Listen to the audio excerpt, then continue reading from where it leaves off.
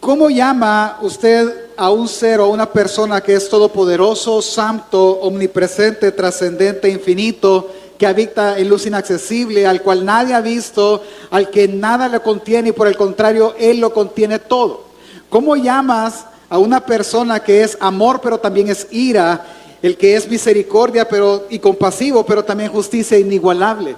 ¿Cómo llamas al único ser que ama porque Él es amor, al único ser que habla verdad porque es la verdad, a la única persona que salva porque Él es el Salvador? ¿Cómo llamas a un ser así, que hace callar una tempestad, que multiplica el pan, los peces, que camina sobre el agua, que conoce el corazón y las intenciones de cada hombre y cada persona? ¿Cómo le podemos llamar a una persona así? Solo se le puede llamar único Dios. No hay otro Dios que pueda hacer las obras, como dice la Biblia, como dice el corito, como las hace Él. No hay otro. No hay nadie que se le pueda igualar. Así que yo le doy la bienvenida a estas semanas que vienen para que conozcamos al único Dios verdadero que existe. A Jesús, a Dios y al Espíritu Santo, que son tres personas en una. Voy a delimitar un poco lo que vamos a hablar durante estas semanas. Aunque la idea es que podamos hablar de lo que en la teología se conoce como teología propia o la teología acerca de Dios, no hablaremos en su totalidad de ella. ¿A qué me refiero? No vamos a hablar, por ejemplo, de la Trinidad, no vamos a hablar, por ejemplo, de sus decretos, no vamos a hablar de en sí de su persona como tal, ya me voy a explicar un poco mejor, sino que lo que vamos a hablar es de aquello que lo hace Dios. No quiere decir que esas cosas no lo hagan Dios, claro que sí. Pero lo que vamos a hablar es más de su naturaleza, vamos a hablar de sus atributos, pero no simplemente los atributos como de Dios de tal, sino que vamos a hablar de los atributos que podemos ver y entender en Jesús. ¿Sí? ¿Por qué en Jesús? Porque Él es la revelación del Dios que nadie puede ver. Con la ayuda de Dios estudiaremos esto. Mire, ¿cómo podemos conocer al único Dios? Bueno, esa es la buena noticia, porque Él se ha querido revelar a todos nosotros y a toda la raza humana. Ahora sí podemos conocer a ese Dios del cual habla el Antiguo Testamento, a ese Dios que se reveló en el Nuevo Testamento. ¿Por qué lo vamos a hacer? Porque la forma en la que tú y yo vemos a Dios va a definir la forma en la que vemos la vida y la forma en la que vivimos. La forma en la que tú y yo comprendemos y creemos en Dios define la forma en la que criamos a nuestros hijos, la forma en la que vivimos nuestro matrimonio, la forma en la que trabajamos, la forma en la que hacemos bienes. Toda es definida por la forma en la que nosotros vemos y creemos en Dios. Por lo tanto, hermano, nos es necesario conocer a Dios, nos es necesario trabajar por la comida que a vida eterna permanece, la cual únicamente nos da Dios a través del Hijo, porque a Él señaló el Padre que lo hiciera. Por eso vamos a estudiar esta serie, porque como dice la Biblia en sus primeras tres palabras, en la versión Nueva Biblia de las Américas, dice, en el principio Dios. Y es que todo inicia en Dios. Nada inicia fuera de Él. Y es lo que vamos a aprender a partir de ahora y lo que vamos a ver en la Biblia a través de Jesús. Le quiero pedir que me acompañe a orar, y ahí en su lugar yo le invito a que oremos y le digamos: Señor, de verdad ayúdanos a conocerte. Ayúdanos a entender tu palabra, ayúdanos a entender cómo es que tú te revelas en Jesús y cómo podemos verte a ti. Y si conocemos a Jesús, cómo podemos conocer también al Padre. Acompáñeme a orar. Padre nuestro, este día iniciamos un camino, Señor, para conocerte más. Oramos para que tu Espíritu sea el que nos guíe a toda verdad, que tu Espíritu nos tome de la mano y nos haga caminar por el camino de verdad y que nos revele lo más profundo de ti, como es parte de su función. Dios, ayúdanos a atesorar este conocimiento, a llevarlo a nuestro corazón para que transforme no solo la forma en la que te vemos, sino nos transforme en la forma en cómo vivimos nuestra vida, cómo la vivimos para que podamos vivirla para tu gloria. En el nombre de Jesús, amén y amén. Ok, la primera pregunta que debemos de hacernos creo que es la básica. ¿Quién es Dios? ¿Sí? Y hay dos formas en las que nosotros podemos responder a esta pregunta. Está la forma, y ambas respuestas vienen de la revelación de Dios, vienen porque Dios lo dio a conocer. Acompáñenme a Romanos capítulo 1, versículo 1 al 19. Perdón, Romanos 1, 19. Vengo un poco festejado, ¿verdad? Así un poco distraído. Ok, Romanos 1, 19 dice, porque lo que de Dios es conocido es evidente para ellos, pues Dios se lo manifestó. Véame, lo que él está diciendo es que lo que nosotros tenemos en nuestra mente de Dios, lo tenemos porque Dios en su infinita gracia y misericordia quiso darlo a conocer a todos nosotros, ¿sí? Voy a dar por hecho algo porque tampoco es la intención de la serie. La intención no es convencerlo de que existe un Dios. No, yo voy a dar por hecho de que todos los que estamos aquí conocemos a Dios. Y más que lo conocemos, creemos y aceptamos la existencia de este Dios. Eso voy a dar yo por hecho. Ahora bien, ¿por qué lo voy a dar por hecho? Porque vivimos en un país así. Un país donde el 99% dice creer en Dios. No sé en cuál Dios, pero creen en un Dios. ¿Ok? En ese punto de partida, lo primero que yo le quiero hacer ver es que lo que cada una de nosotros conoce acerca de Dios, lo conoce porque Él quiso que usted lo conociera. Esa es una buena noticia, porque Él se nos ha revelado. Ahora bien, Él se revela al ser humano de dos maneras. De una manera muy general, y eso se lo revela a todos, pero también de una manera más específica, y eso es para los que creen. ¿Cómo es la revelación general? Mire, la revelación general de Dios es lo que todo mundo ve. Es decir, Dios se revela a través de lo creado. Piensen en la creación misma. Yo no sé si usted es amante del Facebook, por la generación creería que sí. La mayoría pasa por lo menos 1 hora y media al día en lapsos, ¿verdad? No creo que usted pase 1 hora y media sentada. Habrán excepciones a la regla, pero no sé si usted ha visto esos videos que de repente conoce Suiza, ¿verdad? Y los grandes paisajes impresionantes, ¿verdad? Que uno dice, me gustaría vivir ahí, la gente ahí, ¿de qué vive? ¿Verdad? Yo veo que la gente, una casa aquí, 3 kilómetros después otra casa, a ver qué hacen. Pero paisajes espectaculares, bonitos. ¿Quién los creó? Pues Dios. Y uno puede ver en esas estampas, en esos cuadros, que hay un Dios atrás de todas esas cosas. No nos vayamos muy lejos. Por ejemplo, uno ve a nosotros mismos, el cuerpo humano o la anatomía humana, y uno dice, somos unas máquinas perfectas, sin lugar a dudas. O sea, funcionamos a cabalidad, todo bien pensado, hasta alguien puede saber para qué nos pusieron la vesícula y el apéndice. Tiene su función, hermano, ¿sí? Porque fuimos creados a la perfección. Es más, ayer hablábamos con mi esposa de una pareja de la iglesia que ayer se estrenaron como papás, Josué y Karina, y decíamos, imagínate una noche antes que hablamos con ellos, ese niño Liam ya estaba formadito ahí, tal cual ellos lo iban a recibir. ¿Cómo es eso posible? Por la existencia de Dios. Cada una de esas cosas hacen pensar al mundo que es Dios el que está atrás de todo eso. Si no, véalo, de repente usted está en el mercado, en el centro comercial, en cualquier parte, medio tiembla fuerte, ¿y qué dice la gente? Dios mío. O sea, todo lo atribuyen a Dios, y eso está bien, porque es una revelación general. Él se ha dado a conocer así, por lo creado. Pero si la creación, hablemos de naturaleza, el ecosistema, galaxias, el mismo sistema solar donde vivimos, cada ser viviente, extraño o no extraño, hasta el más complejo ser de la naturaleza viviente, y a mi criterio el más extraño, el más complejo es el ser humano, fue diseñado de manera tan perfecta. Quiere decir que no solo hay un creador de las cosas, sino que hay alguien que sostiene las cosas tal como están hasta este día, ¿sí? Porque todo esto fue creado hace más de 2000 años. 2000 años tenemos nosotros la cuenta, para atrás a saber cuántos, pero hace tanto tiempo fue creado y tanto tiempo se ha mantenido de esa manera. Por lo cual no solo podemos decir que Dios existe, sino que Dios sostiene todo lo que hoy existe. Por eso podemos concluir que así como Él se ha revelado generalmente a todos, todo mundo entiende que existe un Dios creador y que existe un Dios que sostiene su misma creación. Amén, ¿me da a entender? Pero la segunda revelación es más específica. Este tiene que ver con aspectos específicos de la naturaleza de Dios. Esta es dada por medio de dos vías, ¿sí? La revelación específica primero viene a través de las Escrituras.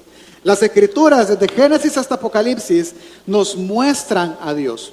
Timoteo 3:16, que estudiamos hace unos meses atrás, menciona que toda la Escritura es útil para enseñar. Y una de las cosas que enseña es de Dios. Y muestra todo lo que Dios puede hacer y todo lo que Dios es. Por ejemplo, si nosotros leemos la Biblia, nosotros podemos ver múltiples manifestaciones de la naturaleza misma de Dios, es decir, de lo que Él es y de lo que Él puede hacer. Por ejemplo, si leemos la Biblia, vemos que Él es infinito, porque dice en el principio Dios, y a Dios quien lo creó, nadie, Él es un ser infinito eterno. Por tanto, en la creación, solo en Génesis 1 podemos ver que Él es todopoderoso, que no solo hizo las cosas, sino que Él sostiene las cosas y todas las cosas las hizo para Él y las hizo buenas en gran manera. Podemos ver que Él es invisible, y vamos a ver un texto de eso. Podemos ver que Él excede toda comprensión humana, Él es libre, Él es soberano, absoluto, fiel, no cambia. Perfecto, justo, airado, aborrece el pecado, dueño de todo, porque todas las cosas son de Él. Él es santo, todo lo que existe depende de Él para existir. Él es la fuente de toda bondad, sanador y sustentador. No necesita de nosotros para ser Dios ni de nada creado. Él está sobre la creación y la creación sí lo necesita. Así es Dios y eso lo podemos ver en la Biblia. Pero la segunda forma en la que Él se revela específicamente es a través del Hijo. Y es donde nosotros nos vamos a centrar en estas semanas. ¿Sí? Es aquí donde tomaremos más tiempo nosotros para hablar. Así que empecemos en este tema. ¿Cómo Dios se nos revela a través de su Hijo? ¿Quién es el Hijo de Dios? Jesús. Ok, va. Por ahí va. Vamos bien entonces. Ok, empecemos con una contradicción, con algo que no tendría sentido. Acompáñame a Éxodo capítulo 33, verso 20 al 23. Vamos a empezar. Si Dios quiere revelarse, pastor, en Éxodo hay una pequeña contradicción, digámosle así. ¿Sí? ¿Cuál es? Que Él va a decir que a Dios nadie le puede ver. Absolutamente nadie. Dice Éxodo 33, del 20 al 23. Le voy a colocar un poco el cuadro de dónde estamos. Estamos en el pasaje donde Moisés está con Dios en el templo, en el monte. Estando ahí, pues le está diciendo que caminen, ¿verdad? Que vayan al desierto, hacia la tierra prometida, y están en ese diálogo de que si tú no vas conmigo, yo no voy a ir, mi gracia va a ir contigo. Pero él le dice, yo quiero verte, yo quiero ver tu gloria, le dice. Y entonces Dios contesta, versículo 20, dijo, mas no podrás ver mi rostro, porque no me verá hombre y vivirá. Deténgase aquí. Entonces establezcamos un principio. A Dios, llamémosle a Dios Padre por efectos de estudio, es un mismo Dios. Pero a Dios Padre nadie le puede ver, porque si le ve, morirá. Es el caso, por ejemplo, de Jeremías e Isaías, que ellos creyeron estar frente al trono de Dios viéndolo, e Isaías dijo, ay de mí que soy hombre pecador, estoy muerto. Y no fue así, por la gracia de Dios, tema de otro día. El punto es que si ellos tenían en mente de que no hay persona que pueda ver a Dios y vivir, porque todo hombre que ve directamente a Dios, este hombre morirá. Por la santidad de Dios, por lo que usted desea, no es el punto. El punto es que la norma es esta establecida por Dios. 21. Y dijo aún Jehová, he aquí un lugar junto a mí y tú estarás sobre la peña, y cuando pase mi gloria yo te pondré en una hendidura de la peña y te cubriré con mi mano hasta que haya pasado. Después apartaré mi mano y tú verás mi espalda, mas no verás mi rostro. En la figura es, Dios empieza a caminar, Él está ahí, y cuando Él empieza a caminar, Él tapa los ojos de Moisés. Los está tapando, y cuando Él ya va lejos, Él quita la mano y lo que Él ve es su espalda, ¿sí? Y es el resplandor, y usted conocerá, si no la Biblia, la película, que Él bajó con el rostro resplandeciente. Ok, pero el principio que yo quiero que usted vea es ese. Nadie puede ver a Dios. Nadie. Y si lo ve, Él morirá. Y entonces, ¿cómo conocerlo, pastor? Ese es el punto. Mire, ¿qué es lo que vemos aquí? Vemos que debe de haber un medio para conocer a este Dios. ¿Sí? Se lo voy a ejemplificar de esta manera. ¿Cuántos? La pregunta que vamos a responder es ¿cómo conocer a Dios? Esa es la pregunta que voy a responder.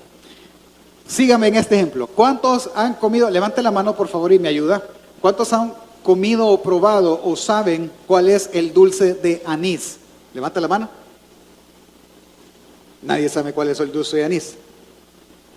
Sí, hermano, así, 2, 3, poquitos. Santo Padre. Son unas chibolitas, ¿verdad? Sí, y adentro traen un pedacito de anís. Los que lo conocen saben, sí, son buenos, malos, pero buenos, duros. Y los que no lo conocen ahorita están en la luna. A ver de qué están hablando. Pero para que no se queden en la luna, vea la imagen, esos son los dulces. ¡Ah! Sí, hombre.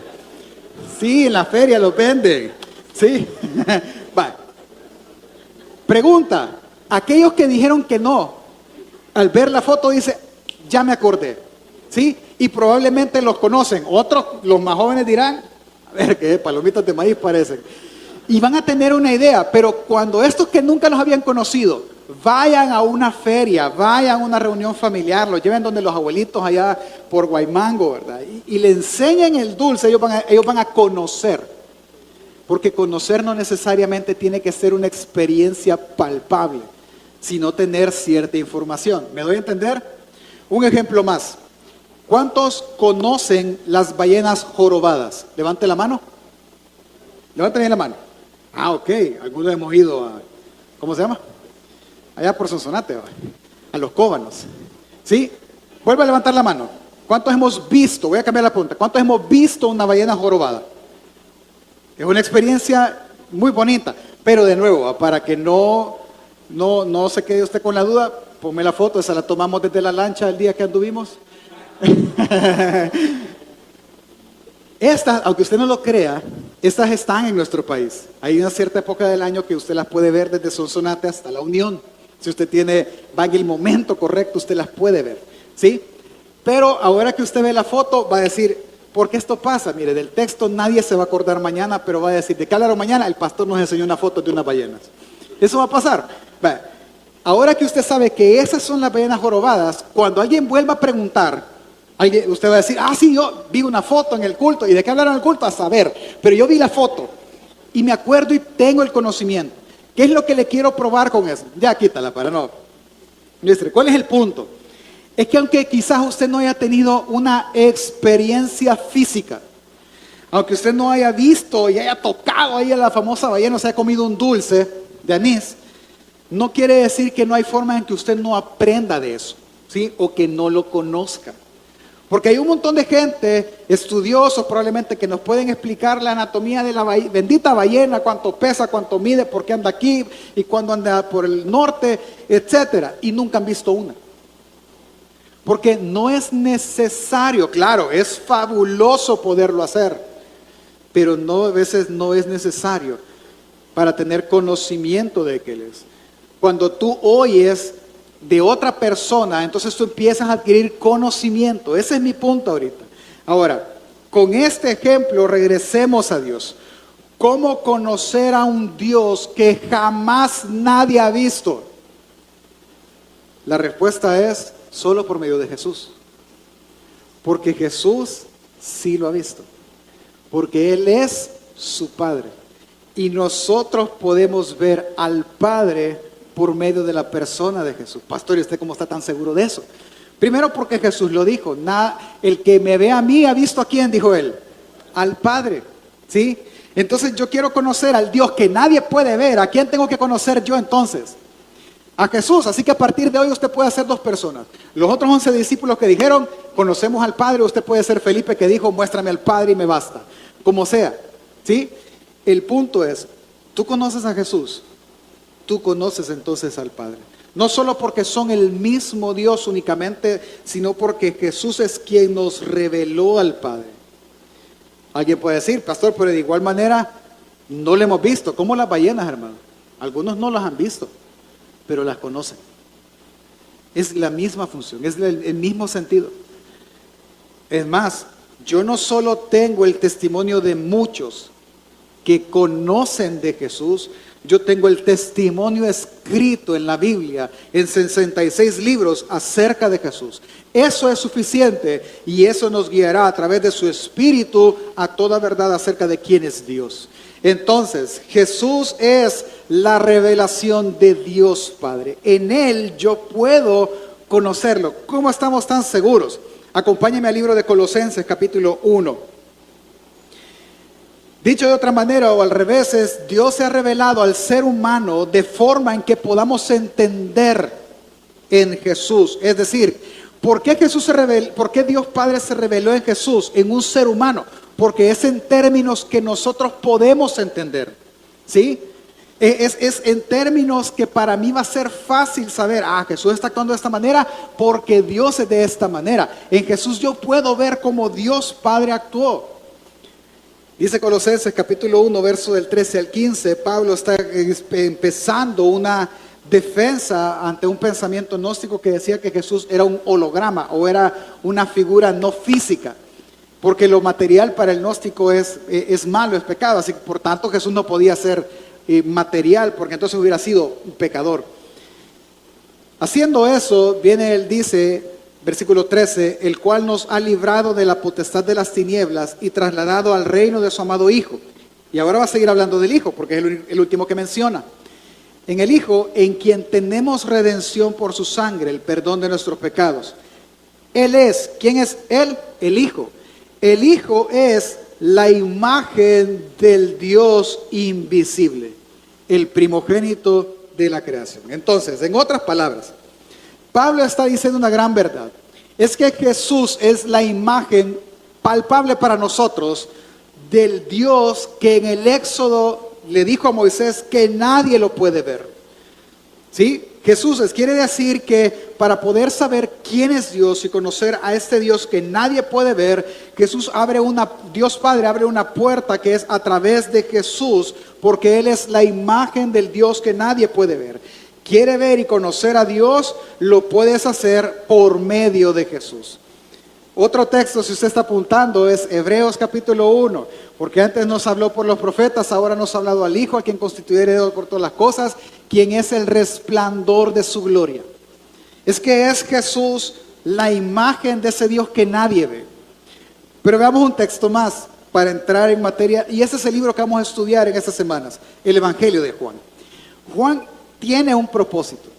El Evangelio de Juan tiene un punto que solo este libro lo tiene específicamente. Lo tienen todos los demás, pero solo Juan específicamente. ¿Cuál es? Es que Juan escribió el Evangelio para que todo aquel que leyera sus palabras creyera en Jesús y creyendo en Jesús tuvieran vida eterna. Creyeran que Jesús es el Hijo de Dios. Ese es el propósito del Evangelio. Que al ver a Jesús, entonces nosotros veamos y creamos en Dios. Entonces Juan, de golpe, por así decirlo, empieza con ese argumento. Versículo 1 del capítulo 1, dice el Evangelio de Juan. En el principio era el Verbo, y el Verbo era con Dios, y el Verbo era Dios. Yo sé que usted lo ha leído, quizás en otras partes lo han explicado, pero déjeme explicarlo una vez más. No le va a hacer daño oír la misma explicación una vez más. Vamos despacito. En el principio, ¿se refiere a dónde ha oído esas palabras usted en la misma forma? En el Génesis, ¿verdad? Génesis 1, en el principio. Justo es la misma fórmula. Las mismas palabras, el mismo momento. Juan está diciendo que en aquel principio de todas las cosas era el Verbo. ¿Sí? Y el Verbo era con Dios. Para ahí. Y nos hace pensar en que son dos personas. El Verbo y Dios. Pero en la siguiente frase, el mismo versículo dice, y el Verbo era Dios. Entonces ya no son dos personas, es una sola persona, porque el Verbo es Dios también. Este era en el principio con Dios y todas las cosas por Él fueron hechas, y sin Él nada de lo que ha sido hecho fue hecho. Ok, hasta este punto Él quiere dejar claro una cosa. ¿Cuál? Que el Verbo es Dios. Y este Verbo hizo todas las cosas en el principio. Eso es lo que Él quiere dejar sumamente claro, pero no nos dice quién es el Verbo, que estaba con Dios pero que también era Dios. ¿Quién es este Verbo? Versículo 14, si usted me acompaña en su Biblia, dice, y aquel Verbo fue hecho carne y habitó entre nosotros, y vimos su gloria, gloria como la del unigénito del Padre, lleno de gracia y verdad. Pregunta, familia, ¿quién es el Verbo? Cristo Jesús, porque es la parte de Dios que encarnó. Voy a repetirlo porque para no generar polémica en vivo, ¿verdad? No es la parte de Dios, es Dios encarnado. Es un misterio que nosotros no vamos a entender. Nuestra mente es finita, la de Él es infinita. Nuestra mente está sujeta a la creación, Él está por sobre la creación y no depende de nada de la creación. Así que lo que para nosotros es imposible, para Él es posible hacer. Ese Dios se encarnó y habitó entre nosotros. Es decir, que Jesús es el que para nosotros se convirtió en la revelación misma de Dios.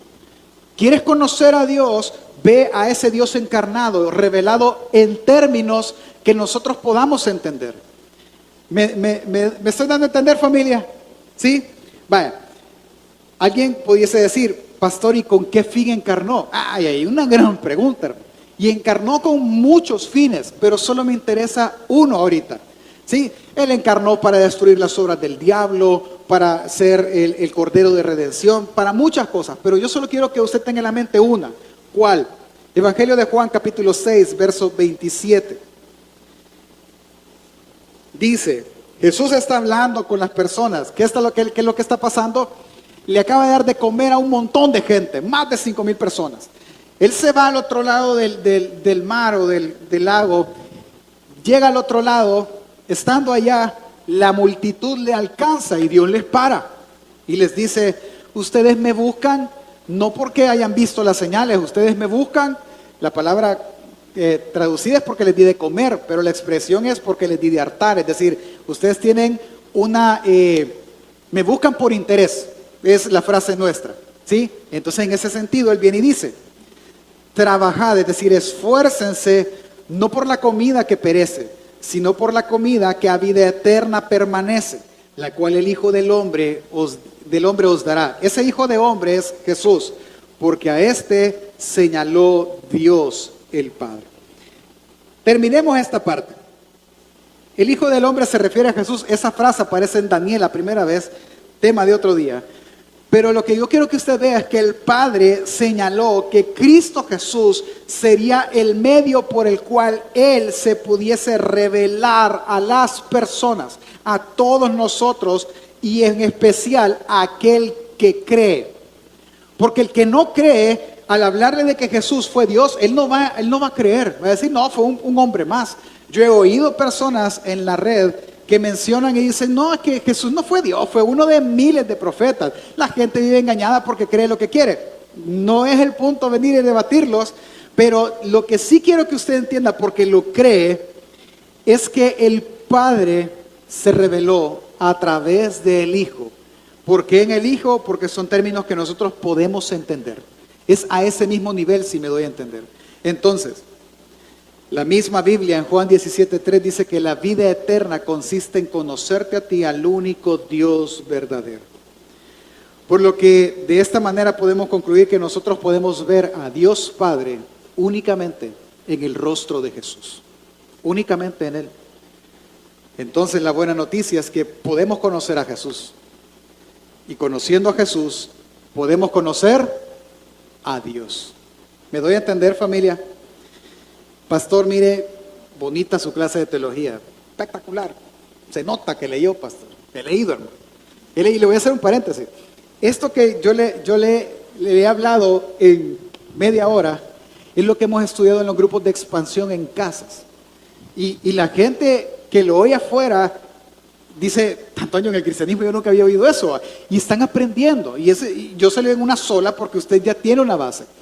Pero la gran pregunta es, pastor, perdone, con mucho respeto de no ofenderlo, igual me va a ofender, hermano. ¿Y esto para qué me sirve? Veamos por ahí. La tesis que yo manejo, permítame, hermano, que este ventilador me seca, me da calor, ya son los años, yo sé. La gran tesis que hemos manejado ahorita, o el gran pensamiento, es que la única forma de conocer a Dios es a través de Jesús. Quiere decir que yo puedo saber cómo Dios es, cómo Dios trata, cómo Dios cuida, cómo Dios está presente en la vida de la persona, del ser humano. ¿En quién lo puedo ver? En Jesús. Es que es eso, ¿sí? Además de muchas otras cosas. Déjenme ir aterrizando el pensamiento. Y empecemos entonces a ver a Dios a través de ver a Jesús. ¿De qué me sirve a mí, pastor, saber que en Jesús yo puedo ver el carácter de Dios? Enséñeme una de las cosas que Dios muestra de su carácter en la vida de Jesús. Ok, número 1. Por el tiempo no le voy a dar citas, pero hay muchos tiempos. En otra enseñanza en el futuro nosotros las vamos a ver. Pero voy a hablar cosas que usted conoce de la Biblia. Lo primero que nosotros vemos sobre Jesús acerca de Dios es que Dios es un Dios airado. Es decir, nosotros entendemos la palabra airarse de mala manera. Nosotros nos airamos y el airarse para nosotros es un descontrol. Es decir, el niño se portó mal y usted arrancó en ira y lo empezó a tastaciar todo, lo colgó, agarró el alambre de púas, lo amarró y lo hincó en corcholatas. Y usted dijo, híjole, actué en mi ira. Y es una ira pecaminosa. ¿Sí? Totalmente de acuerdo. Y ese es nuestro concepto de ira. Pero el concepto de ira perfecto, manifestado en Dios, no es un descontrol emocional, sino que es la misma manifestación de su justicia. Él no da más del castigo ni menos del castigo. Él da el castigo correcto y preciso. Y es su ira manifestada. Es que así como Él es amor, Él también es ira. ¿Y cómo hace eso, pastor? ¿Cómo es que une amor y ira? Es como querer unir aceite con agua. Hermano, Él es el Dios único. Él lo puede hacer, nosotros no lo vamos a entender. Pero el Salmo en Romanos dice que Él está airado contra el pecador todos los días. Así que lo que yo puedo ver manifestado en Jesús de Dios es su ira, una ira santa. ¿Cómo lo vio manifestado, pastor? Es que yo puedo ver en Jesús como la ira de un Dios santo, una ira no emocional, una ira no caprichosa, sino una ira santa, soberana y libre, va a actuar en la vida de un pecador. Pero Jesús no fue pecador, no. Él se hizo maldición por nosotros. Y todo lo que ve que le pasó a Jesús en su muerte se traduce en una sola frase. Esa es la manifestación de la ira de Dios en la vida de un pecador. Él Jesús representando al ser humano caído, tomó nuestro lugar, sabiendo que la ira de Dios tenía que ser justa contra el pecado y que la paga del pecado es muerte. Él hizo que su hijo muriera. Pero entienda, Él no solo murió, Él vivió una pasión, un castigo durante toda esa semana. Él fue latigado, tuvo corona de espinas, fue desgarrado en su piel, fue hecho escarnio, fue hecho burla, fue colgado de un madero como cualquier maldito. Y no solo por amor a nosotros, sino que eso es la justa manifestación de la ira de Dios contra el pecador. Quiere decir, pastor, que yo puedo conocer un algo de Dios. Sí, ¿cuál? Que así Dios tratará al pecador. Así. Si trató así a su hijo, que Él no cometió pecado, sino que se hizo y cargó el pecado de nosotros, ¿cómo va a tratar al pecador, hermano? En su santa ira. ¿Me doy a entender? Es que es eso lo que puedo ver. Es que Jesús fue tratado de esa manera porque dice la Biblia que Él se hizo pecado y maldición. Y la paga del pecado es muerte. Isaías dice que la respuesta de Dios ante el pecado del pueblo es su justicia, es su ira. Es una ira justa. Es que así, con cada angustia, sufrimiento, aflicciones que Jesús vivió, desde el arresto hasta el Getsemaní, con su último aliento en la cruz, así es como el pecador va a sufrir, en manos de un Dios airado. Amén, familia. Ya no va. Es que de eso trata. Es conocer a Dios. Es conocer a Dios a través de Jesús. Por eso le dije, es que Jesús es la revelación de Dios para nosotros en términos que yo sí puedo entender. Pensemos, le voy a dar otro tip. Me voy a adelantar un poquito, pero no importa. De todos modos, después vamos a matar la vaca allá abajo.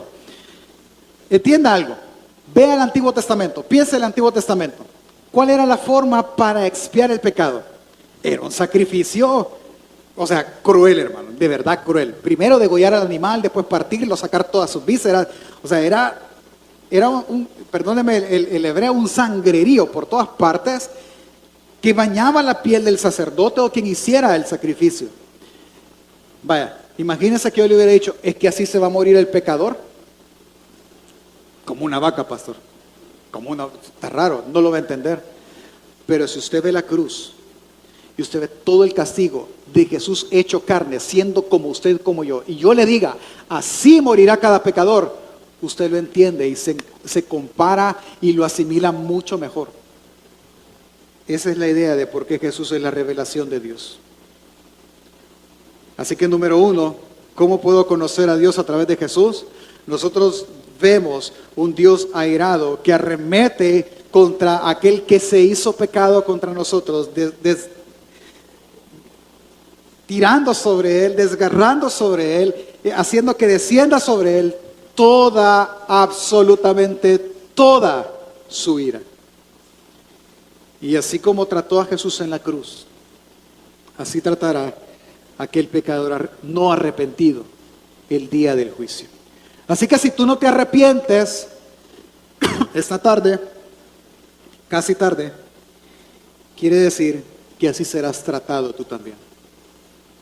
Jesús no pecó, tú y yo sí hemos pecado, así que si tú no te arrepientes, esa misma ira que cayó en el Hijo, caerá sobre ti eternamente. Es decir, no va a acabar. Amén, familia. Número 2. En la vida de Jesús también podemos ver cómo el Padre cuida de sus hijos. Es decir, cuida de aquel que verdaderamente ha creído en Él como Dios, a los cuales Dios les ha dado la potestad de ser llamados hijos, a los cuales Dios ha adoptado como hijos. Es que así como vemos de Dios Padre en Jesús su ira, también nosotros vemos cómo lo libró a Jesús del peligro. Pastor, ¿cómo lo va a librar del peligro si dejaron que lo matara? Ya hablamos de eso. Pero usted debe recordar todos los pasajes. Por ejemplo, en el Evangelio de Juan, ahí por el capítulo 14, capítulo 4, usted puede leer que Jesús llegó al templo y aquella escena donde Él aventó todas las cosas, las monedas de los cambistas, el pan y todo. Sacó a los animales, hizo un gran relajo en el templo. ¿Sí? Y dice que todo mundo lo quiso empezar a agarrar y a dañar y si es posible matar. En una de esos relatos, hay un relato donde dice que querían tirarlo desde una peña. Hermano, aquí vemos quizás como que unas 100 gente sentadas. Si yo quiero salir corriendo para aquella puerta en medio de 100 personas, yo no voy a poder. Es imposible humanamente. Pero Él sí lo pudo hacer. ¿Cómo? No sé. Pero dice la Biblia, no lo vamos a leer, pero dice la Biblia que Él se escabulló en medio de toda esa gran multitud y no lo despeñaron. ¿Por qué, pastor? Porque Dios así cuida su mismo propósito. No le tocaba morir ese día a Él y no de esa manera. Así que Él iba a guardar la vida de Jesús a pesar de que Él corriera peligro. Vemos el respaldo de todo su ministerio durante duró. O sea, a pesar de que conspiraban contra Él, lo querían arrestar, querían hacer todo, no podían porque Dios Padre lo guardaba. Vemos cómo el Padre escuchó sus oraciones. Por ejemplo, hay una oración que a mí me gusta y Él lo dice, que lo pone como ejemplo. Cuando muere Lázaro. Lázaro muere, llega Jesús a la muerte, a donde está la familia de Lázaro, Marta y María, ambas medio reclaman ahí, no, mira, ya murió, si usted venía antes, etc. Cuando llega a la tumba, Él llora y Él hace una oración. Y Él dice, Padre, gracias porque tú siempre me escuchas. Y dice el autor, y esto lo digo para testimonio de ellos, para que ellos sepan. Y es que vemos, después dice, Lázaro de fuera y Lázaro resucita. Es que vemos entonces como el Padre respalda todo su ministerio, como el Padre escucha sus oraciones, como el Padre afirmó la identidad del Hijo diciéndole, este es mi Hijo amado, en Él me complazco. Y vemos como en un momento de mayor sufrimiento, en el Getsemaní, sudando gotas como de sangre, estando angustiado, diciéndole a los discípulos, ustedes ni una hora pudieron orar conmigo, oren para no entrar en tentación. Y él orando 3 veces la misma oración. Y el libro de Hebreos dice que orando y clamando, aquel que podía responderle, Dios Padre manda ángeles para que lo fortalezcan y consuelen. Es que sus oraciones fueron escuchadas. Y entonces, ¿qué vemos ahí, pastor? Yo veo la bondad de un Dios que nadie ha visto, revelado en aquel que yo sí puedo ver, en Jesús. Puedo ver su bondad, puedo ver su cuidado, su complacencia, su misericordia en la vida de Jesús. Así como trató a Jesús, que era su único hijo, su hijo unigénito, perdón. Así tratará a aquellos que han sido adoptados por hijo, porque Él decidió adoptarlos como tal. Así que yo me consuelo en esto. ¿En qué? En que si Dios escuchó a Jesús, siendo Jesús carne como nosotros, siendo Él hijo como nosotros, Él me va a escuchar a mí por su gran bondad y amor con que Él nos amó. Amén, familia. Y por último, número 3, y con esto déjenme ir terminando. En Jesús vemos materializada la esperanza que el Evangelio provee a aquel creyente que lo necesita. ¿Cuál, pastor? Es que vemos primero cómo la paga del pecado es muerte. Es decir, usted y yo hemos pecado. ¿Qué nos toca, familia? La muerte. No hay otro medio, no hay otra forma de pagar el pecado, sino únicamente por la muerte. Pero en Jesús yo veo que la paga del pecado es muerte. Pero en Jesús yo veo también que la dádiva de Dios es vida eterna, que el don de Dios es vida eterna en Cristo Jesús. Y esto lo vemos justo en el momento de la resurrección. Es que Dios es la vida. Él puede dar la vida, quitarla.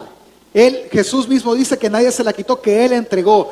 Pero así como Dios Padre no dejó en la tumba a su Hijo, así no dejará tampoco en la tumba a aquel hijo que realmente cree. Así como Jesús resucitó de los muertos, así todos nosotros que hemos creído en Cristo Jesús, resucitaremos con Él. Amén, familia. Es que Romanos 8:11 lo dice. Y si el espíritu de aquel que levantó de los muertos a Jesús mora en vosotros, el que levantó de los muertos a Cristo Jesús vivificará vuestros cuerpos mortales por su espíritu que mora en vosotros. Así que yo solo puedo concluir en una cosa. Si el poder de Dios, que es ilimitado, que es infinito, resucitó a Jesús de los muertos, también resucitará con Él a todo aquel que cree. Amén, familia. Y si Él se arrepiente, pastor, no puede. Dios no, si Dios todo lo puede, no. Él no puede arrepentirse, porque Él no es hombre para que mienta, ni hijo de hombre para que se arrepienta. Si Él lo dijo, Él lo hará. Porque uno de sus atributos es que Él es inmutable. Él no puede cambiar. Él no va a cambiar esta promesa. Y lo vemos en Jesús. A Jesús le dijo, te haré Señor sobre todas las cosas. Y estamos esperando que ese día llegue donde Dios haga al Hijo Señor de todas las cosas. Porque Él no cambia. Porque Él es eterno. Su verdad no cambia. Su amor no cambia. Es más, vea, que Él sea eterno quiere decir que sus verdades son eternas. Y que su amor es eterno. Amén. Por la gracia del Señor yo estoy cumpliendo 14 años de matrimonio con mi esposa. Se nota en 3 hijos, en ojeras, en cansancio, pero felices, hermano, ¿sí? Pero mi amor por mi esposa empezó quizás hace 16 años, cuando nos conocimos. Nos conocimos hace 17 años, pero cuando empezamos una relación hace 16 años, inició el amor por mi esposa, ¿sí? Así que yo amo a mi esposa desde hace 16 años.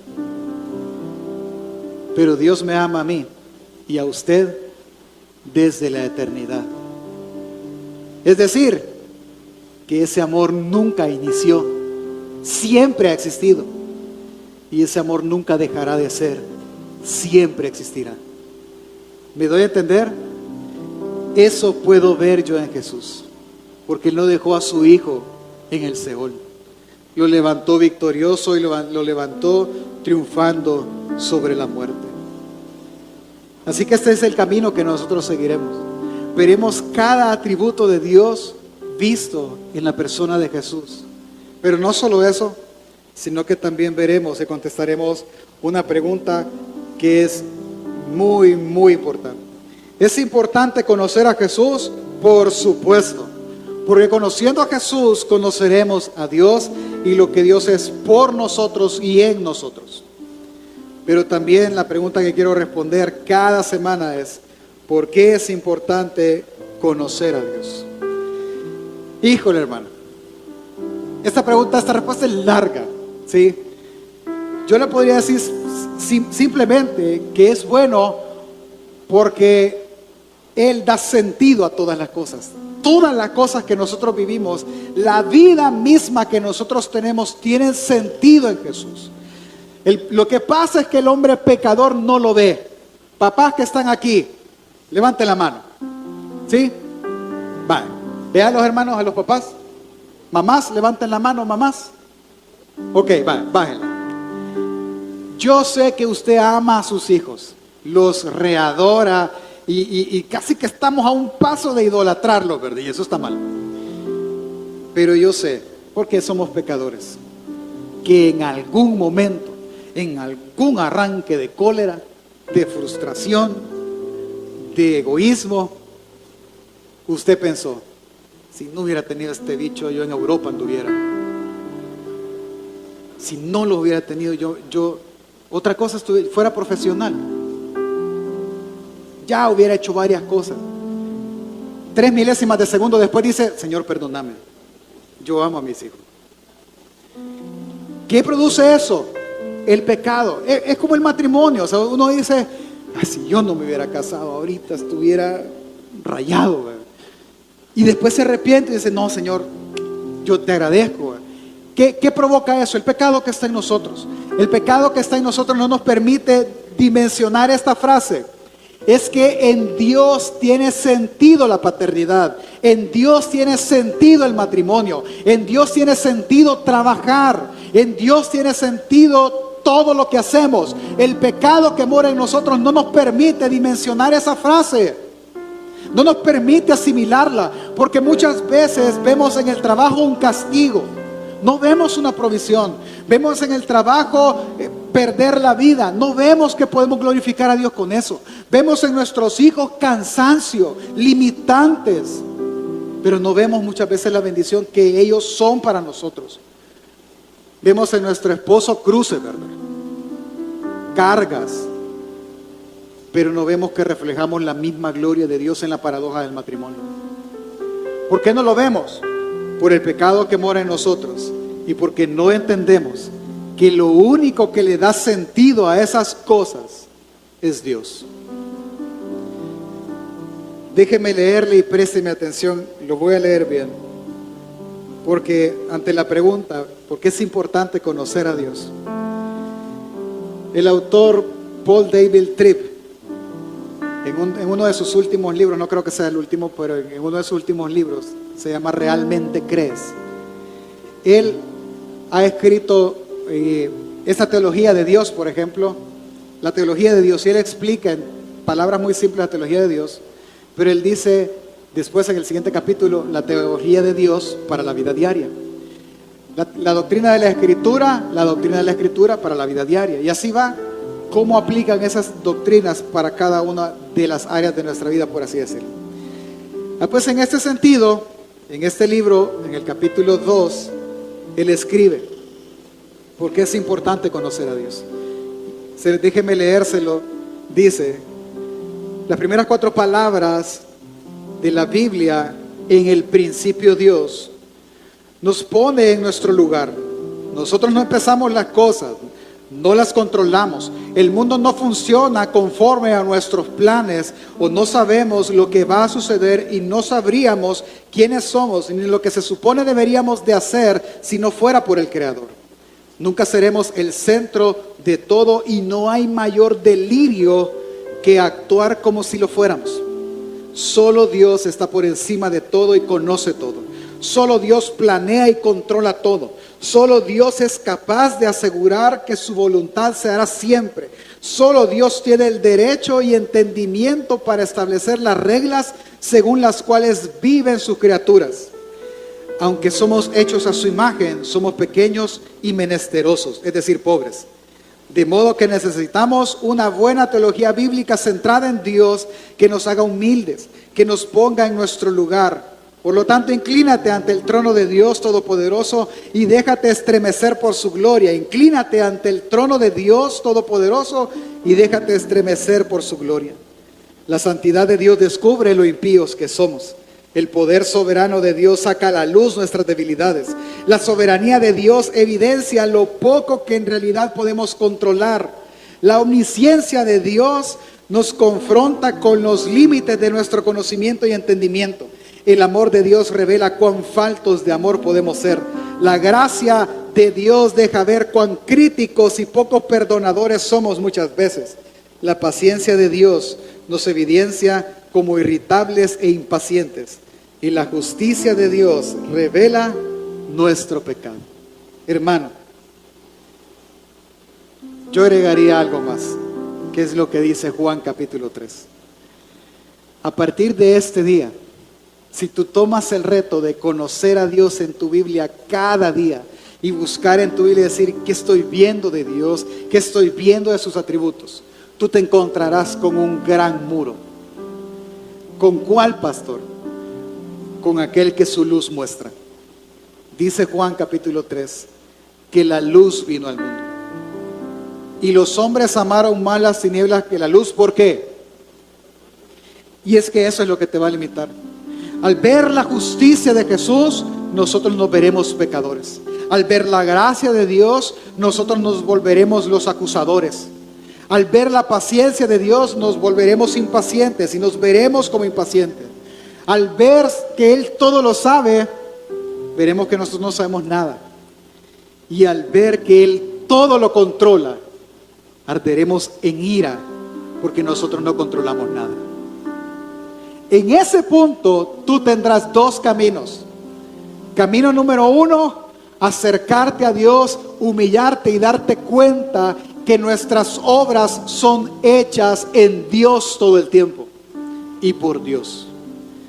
Y camino número 2, tú agarrarás hacia el lado opuesto y amarás la luz, las tinieblas, porque tus obras son malas. Y huirás a las tinieblas para que nadie vea lo malo que tú eres. Por lo tanto, hermano, amigo que nos visitas, yo solo te puedo aconsejar algo. Nos es necesario conocer a Dios. Nos es necesario trabajar y esforzarnos por la comida que a vida eterna permanece, la cual nos dará el Hijo del Hombre, porque a Él señaló Dios el Padre. Hermanos, conozcamos a Jesús por medio de su Espíritu. Conozcamos al Hijo, quien es la imagen del Dios que no se puede ver. Amén, familia. Póngase de pie ahí en su lugar.